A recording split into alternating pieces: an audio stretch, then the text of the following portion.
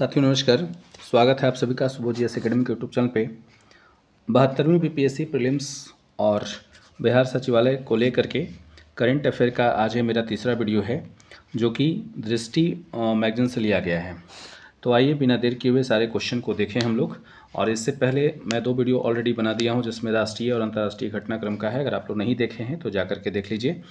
ऐसे वो दोनों का मैं लिंक इसके डिस्क्रिप्शन में डाल दूंगा। तो चलिए स्टार्ट करते हैं। जैसा कि आप लोग देख रहे हैं यहाँ पे हेडिंग डाला हुआ है आर्थिकी, मतलब इकोनॉमिक्स रिलेटेड जितने भी इसमें क्वेश्चन है करंट का, वो सारा इसमें दिया हुआ है। तो पहला क्वेश्चन दिया है कि भारत का पहला एकीकृत बासमती और जैविक प्रशिक्षण सह प्रदर्शन केंद्र कहाँ स्थापित किया जा रहा है। तो याद रखिएगा, पीलीभीत उत्तर प्रदेश। वित्त वर्ष 2024-25 के लिए लॉजिस्टिक पोर्ट परफॉर्मेंस इंडेक्स किसने जारी किया है। तो याद रखिएगा, पतन पोत परिवहन और जलमार्ग मंत्रालय के द्वारा जारी किया गया है। नमूना पंजीकरण प्रणाली यानी कि sample registration system SRS 2024 bulletin किसने जारी किया है। तो याद रखेंगे, भारत के महारजिस्ट्रार एवं जनगणना आयुक्त का कार्यालय ने। ORGI किस मंत्रालय के अंतर्गत आता है। गृह मंत्रालय। SRS किस प्रकार का सर्वेक्षण है। तो याद रखिएगा, जनसांख्यिकीय सर्वेक्षण है। भारत की जन्म दर 2014 में कितनी थी। तो याद रखेंगे 21 प्रति 1000। भारत की जन्म दर 2024 में कितनी हुई, तो 18.3 प्रति 1000। भारत की मृत्यु दर 2014 में कितनी थी। तो याद रखिएगा 6.7 प्रति 1000। भारत की मृत्यु दर 2024 में कितनी हुई। तो याद रखेंगे 6.4 प्रति 1000। केंद्रीय मंत्रिमंडल ने औद्योगिक पार्क के लिए कौन सी योजना को मंजूरी दी है। तो याद रखिएगा भाव्या, यानी कि भारत औद्योगिक विकास योजना को जो है मंजूरी दी है। आप लोग वीडियो को 2 से 3 बार देख लीजिएगा, सारा क्वेश्चन याद हो जाएगा। इस इम्पॉर्टेंट सारा क्वेश्चन है। अगला सवाल है कि भाव्या के संचालन दिशा निर्देश किसने जारी किए। तो याद रखेंगे उद्योग और आंतरिक व्यापार संवर्धन विभाग ने। भाव्या का कुल परिव्यय कितना है। तो याद रखेंगे 33,660 करोड़ रुपए। बिहार बजट 2026-27 किसने प्रस्तुत किया। तो याद रखिएगा विजेंद्र प्रसाद यादव, जो भी वर्तमान में वित्त मंत्री हैं बिहार सरकार में, इन्होंने ही बिहार बजट 26-27 प्रस्तुत किए हैं। आप लोग कमेंट करके ये बताइए कि इस समय विजेंद्र प्रसाद यादव जी कितने मिनट का बजट पे भाषण दिए हैं। बिहार बजट 2026-27 का कुल आकार कितना है। तो याद रखिएगा 3,47,589.76 करोड़ रुपए। 2025-26 के बजट अनुमान की तुलना कितनी वृद्धि हुई है। तो याद रखेंगे 30,694.74 करोड़ रुपए की जो है वृद्धि हुई है। बिहार आर्थिक सर्वेक्षण 2025-26 में किनका समग्र आकलन प्रस्तुत किया गया है। तो याद रखेंगे राज्य का आर्थिक विकास, सार्वजनिक वित्त तथा विकास प्राथमिकताओं का। वर्ष 2024-25 में स्थिर कीमतों यानी 11-12 पर बिहार की GSDP वृद्धि दर कितनी रही है। तो याद रखेंगे 8.6%। उत्तर प्रदेश आर्थिक समीक्षा 2025-26 का प्रस्तुत किया गया। तो याद रखेंगे 9 फरवरी 2026 को। वर्ष 2016-17 में उत्तर प्रदेश का सकल राज्य घरेलू उत्पाद यानी कि GSDP कितना था। तो याद रखेंगे लगभग 13.30 लाख करोड़ रुपए। वर्ष 2024-25 के त्वरित अनुमान में GSDP कितना है। तो याद रखेंगे लगभग 30.25 लाख करोड़ रुपए। केंद्रीय मंत्रिमंडल ने हाल ही में किसका निर्माण मंजूर किया है। तो याद रखेंगे भारत समुद्री बीमा पुल का। अगला सवाल है भारत समुद्री बीमा पुल के लिए सरकार ने कितनी संप्रभु गारंटी दी है। तो याद रखेंगे 12,980 करोड़ रुपए। केंद्रीय कैबिनेट ने प्रधानमंत्री ग्राम सड़क योजना 3 को कितने समय तक बढ़ाने की मंजूरी दी है। तो याद रखेंगे मार्च 2028 तक। पहाड़ी क्षेत्रों में पुलों की पूर्णता समय सीमा क्या है। तो याद रखेंगे मार्च 2029। योजना का संशोधित परिव्यय कितना है। तो 83,977 करोड़ रुपए। आर्थिक सर्वेक्षण 2025-26 संसद में किसने प्रस्तुत किया। तो याद रखेंगे केंद्रीय वित्त एवं कॉर्पोरेट कार्य मंत्री निर्मला सीतारमण। आर्थिक सर्वेक्षण किस मंत्रालय द्वारा तैयार किया जाता है। तो वित्त मंत्रालय के आर्थिक कार्य विभाग द्वारा। केंद्रीय बजट 2026-27 में संसद में किसके द्वारा पेश किया गया है। तो केंद्रीय वित्त एवं कॉर्पोरेट कार्य मंत्री निर्मला सीतारमण।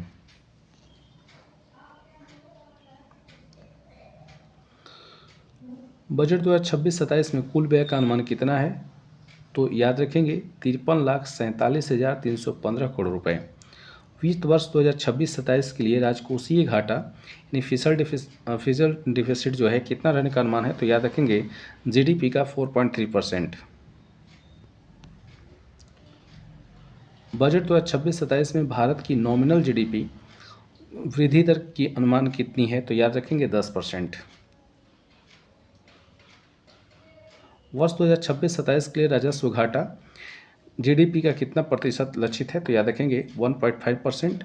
बजट 2026-27 में प्रभावी पूंजीगत व्यय कितनी राशि का निर्धारित किया गया है, तो याद रखेंगे 17,14,523 करोड़ रुपए। बजट 2026-27 में रेलवे के लिए कितने हाई स्पीड रेल कॉरिडोर बनाने की घोषणा की गई है, ये इंपॉर्टेंट सवाल है, याद रखिएगा। तो 7 कितना है, 7 है। इन 7 हाई स्पीड रेलवे कॉरिडोर की कुल अनुमानित लंबाई कितनी है, तो याद रखेंगे लगभग 4,000 किलोमीटर। हाल ही में 6 लेन राष्ट्रीय राजमार्ग परियोजना के अंतर्गत गिनीज वर्ल्ड रिकॉर्ड किसने बनाया, तो याद रखेंगे भारतीय राष्ट्रीय राजमार्ग प्राधिकरण। ये भी इम्पॉर्टेंट है। ए रिकॉर्ड्स किस आर्थिक कॉरिडोर पर बने हैं, तो याद रखेंगे बेंगलुरु कडप्पा विजयवाड़ा आर्थिक कॉरिडोर जो NH 544G है।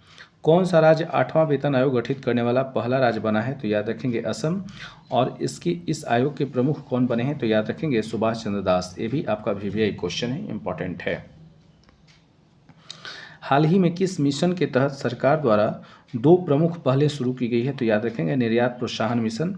निर्यात प्रोत्साहन मिशन कब स्वीकृत हुआ, तो नवंबर 2025 में। निर्यात प्रोत्साहन मिशन के शुरुआती रोल आउट के हिस्से के तौर पर निर्यात प्रोत्साहन सब स्कीम के तहत किसके निर्यात को बढ़ावा देने की 2 मुख्य पहलें शुरू की है, तो याद रखेंगे MSME यानी कि सूक्ष्म लघु एवं मध्यम उद्यमों को। निर्यात प्रोत्साहन मिशन के लिए कुल परिव्यय कितना है, तो याद रखिएगा 25,060 करोड़ रुपए। कितना है, 25,060 करोड़ रुपए। मिशन की अवधि क्या है, तो याद रखेंगे 2025-26 से 2030-31 तक। लखनऊ किस मामले में उत्तर प्रदेश का पहला शहर बन गया है, तो याद रखेंगे जीरो फ्रेश वेस्ट डंप। केंद्रीय मंत्रिमंडल ने किस बैंक को 5,000 करोड़ रुपए की इक्विटी सहायता मंजूर की है, तो याद रखेंगे सिडबी। सार्वजनिक क्षेत्र के भारत के सर्वश्रेष्ठ बैंक का पुरस्कार किसे दिया गया है, तो बैंक ऑफ बड़ौदा को दिया गया है। और याद रखिएगा यह अवार्ड जो है द बैंकर मैगजीन के द्वारा दिया जाता है। भारत में वर्ष 2027 की जनगणना के लिए कितना बजट स्वीकृत हुआ है, तो याद रखिएगा 11,718.24 करोड़ रुपए। सॉरी क्षमा कीजिएगा 11,718.24 करोड़ रुपए जो है जनगणना के लिए बजट स्वीकृत किया गया है। और आपसे अगर सवाल पूछ दे कि 2027 की जनगणना कितने चरण में होगी, तो 2 चरण में। और जनगणना के लिए जो है नंबर कितना रखा गया, तो याद रखिएगा 1855। ठीक है, आधिकारिक नंबर कितना है, 1855 है। आप लोग को कमेंट में ये बताना है कि जनगणना का जो है प्रगति और विकास जो है ये क्या है, इसके बारे में आप लोग को कमेंट करके बताना है। ठीक है, आपसे मैं फिर से दोबारा पूछ रहा हूँ कि आपसे सवाल पूछ सकता है कि जनगणना में प्रगति और विकास जो है ये क्या है, इसके बारे में आप लोग को बताना है। केंद्रीय मंत्रिमंडल द्वारा मंजूरी प्रदत्त निर्यातकों के लिए ऋण गारंटी योजना के तहत कितने रुपए की संपार्श्विक मुक्त ऋण सहायता की परिकल्पना की गई है, तो याद रखिएगा 20,000 करोड़ रुपए। केंद्रीय मंत्रिमंडल ने परिव्यय के साथ भारत के निर्यात इकोसिस्टम को सुदृढ़ करने के लिए निर्यात संवर्धन मिशन को मंजूरी दी है, तो याद रखेंगे 25,060 करोड़ रुपए। इलेक्ट्रॉनिक्स घटक निर्माण योजना के तहत कितने प्रोजेक्ट को मंजूरी दी गई है, तो याद रखिएगा 7 परियोजनाओं को। ECMS के तहत यानी कि इलेक्ट्रॉनिक्स घटक विनिर्माण योजना के तहत स्वीकृत इन 7 परियोजनाओं पर कुल निवेश कितना है, तो याद रखेंगे 5,532 करोड़ रुपए। विश्व का सर्वश्रेष्ठ उपभोक्ता बैंक 2025 और भारत में सर्वश्रेष्ठ बैंक 2025 पुरस्कार किस बैंक ने जीता, तो याद रखेंगे भारतीय स्टेट बैंक ने। SBI को यह पुरस्कार किस संगठन ने प्रदान किया है, तो याद रखेंगे ग्लोबल फाइनेंस न्यूयॉर्क। अंतर्राष्ट्रीय मुद्रा कोष यानी कि IMF के प्रथम उप प्रबंधक निदेशक के रूप में किसे नियुक्त किया गया है, तो याद रखेगा डैनियल कैटज। एक काफ़ी इंपॉर्टेंट क्वेश्चन है। IMF की वर्तमान प्रबंध निदेशक कौन है, तो याद रखेगा क्रिस्टालिना जॉर्जीवा हैं। ठीक है, अंतर्राष्ट्रीय मुद्रा कोष का जो है वर्तमान निदेशक कौन है, तो याद रखेंगे क्रिस्टालिना जॉर्जीवा हैं। भारतीय रिजर्व बैंक यानी आरबीआई ने किसे नया कार्यकारी निदेशक नियुक्त किया है? तो याद रखेंगे सोनाली सेनगुप्ता को।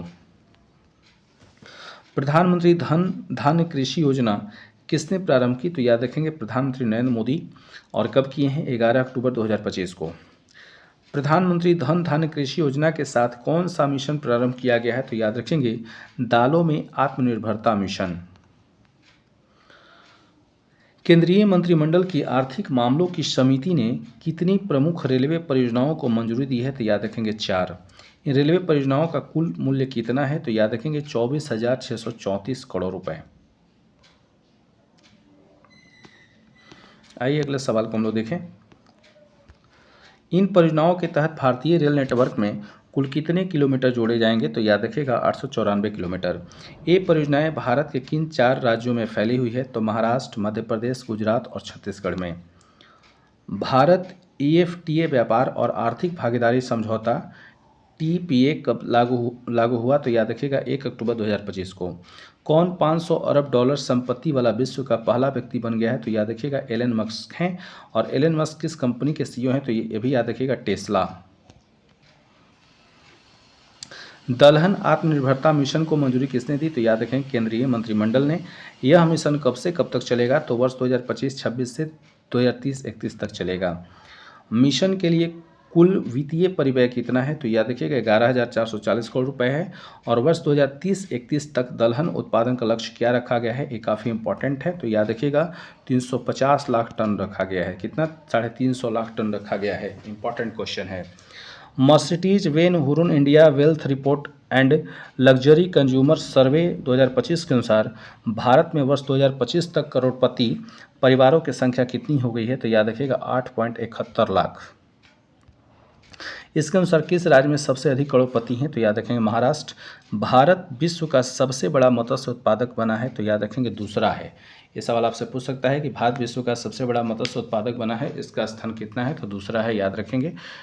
केंद्रीय मंत्रिमंडल ने महत्वपूर्ण खनिजों के पुनर्चक्रण के लिए कितने रुपए की प्रोत्साहन योजना को मंजूरी दी है? तो याद रखिएगा 1500 करोड़ रुपए। यह योजना किस मिशन का हिस्सा है? तो याद रखिएगा राष्ट्रीय महत्वपूर्ण खनिज मिशन का है। और लास्ट सवाल है जिसको आप लोग देख रहे हैं। अगर आप लोग को मेरा प्रयास अच्छा लगे तो ज़्यादा से ज़्यादा शेयर कीजिएगा, लाइक कीजिएगा और कमेंट कीजिएगा।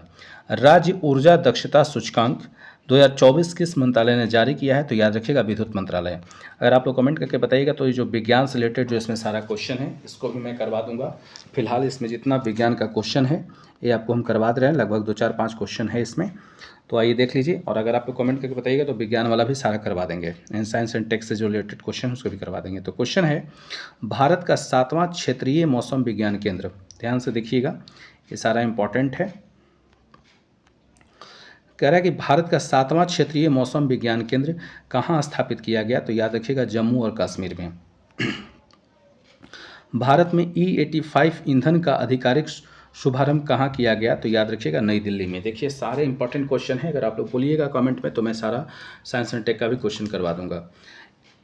अगला सवाल है कि भारत में E85 ईंधन का शुभारंभ किस केंद्रीय मंत्री द्वारा किया गया? तो याद रखिएगा केंद्रीय मंत्री हरदीप सिंह पुरी के द्वारा किया गया। यह लॉन्च किस कंपनी के आउटलेट पर किया गया है? तो याद रखिएगा इंडियन ऑयल जो है किया है। हाल ही में समाप्त किया गया MAVEN मिशन किस अंतरिक्ष एजेंसी का था? तो याद रखिएगा नासा का। नासा जो है अमेरिका का है, याद रखिएगा। MAVEN का पूरा नाम क्या है? तो याद रखिएगा मार्स एटमॉस्फेयर एंड वेलाटाइल इवोल्यूशन है। ठीक है, याद रखेंगे। अगला सवाल है, सॉरी क्षमा कीजिएगा गड़बड़ हो गया। अगला सवाल है, भारत का पहला स्वदेशी स्ट्रेटोस्फीयर सुपर प्रेशर बैलून कौन सा है? तो याद रखिएगा विस्टा है। ये इंपॉर्टेंट सवाल है, तो एक बार फिर से मैं पढ़ दे रहा हूँ, याद रखिएगा। भारत का पहला स्वदेशी स्ट्रेटोस्फेरिक सुपर प्रेशर बैलून कौन सा है? तो याद रखिएगा विस्टा। एग्जाम में आपसे सवाल डायरेक्ट पूछ देगा विस्टा क्या है, तो याद रखेंगे। तो भारत का पहला स्वदेशी स्ट्रेटोस्फीयर सुपर प्रेशर बैलून है, जिसको शॉर्ट में एसपीबी बोलते हैं। तो इस पीडीएफ का सारा क्वेश्चन समाप्त हो गया। अगर आप लोग को मेरा प्रयास अच्छा लगे तो ज़्यादा से ज़्यादा वीडियो को शेयर कीजिएगा, लाइक कीजिएगा, कमेंट कीजिएगा। और अगर आप लोग चाहते हैं कि इसका सारा मैं करवा दूं तो आप लोग कमेंट करके ज़रूर बताइएगा, मैं सारा वीडियो आप लोग को करवा दूंगा। तो चलिए वीडियो को यहीं पे समाप्त करते हैं। धन्यवाद।